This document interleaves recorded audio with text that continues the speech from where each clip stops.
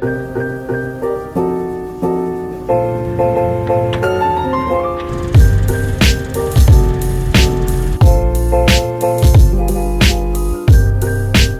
belle semaine. Écoute, moi je trouve que ça a été dur.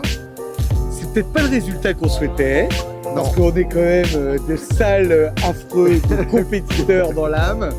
Mais très sincèrement, le tour était exceptionnel. Très beau. Les parcours, les étapes, les liaisons, les spéciales. Moi j'ai trouvé cette année que voilà, à chaque fois qu'on avançait, on découvrait des lieux magnifiques, des paysages sublimes. Ouais. On a eu la météo avec nous, ça c'est sûr, alors formidable. Ça nous a aidé. Aidé. Surtout dans notre petit roadster là. Sans toi.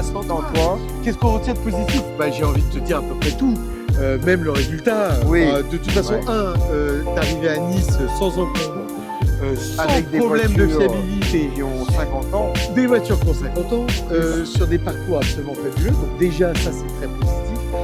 La deuxième chose, c'est, je pense que on a encore une fois découvert des lieux, on a fait des spéciales qui étaient difficiles parce qu'on n'arrivait pas à se cadencer, on n'arrivait pas finalement à se synchroniser, mais finalement, positivement. Oui, positivement, parce qu'on a vraiment, sur la fin, vraiment compris beaucoup de choses avec la voiture, les pressions des pneus, et finalement, on fait 2 scratchs aujourd'hui en VHC, donc on est quand même content, même si on dérape un peu dans la dernière spéciale à la fin, mais franchement, le résultat, il est bien, moi je suis très content. Voilà. Bravo Marc. Bravo Étienne. On dit jamais 203. Ouais, c'est un proverbe. Pourquoi pas jamais 203. Bon, alors objectif l'année prochaine, la gagne.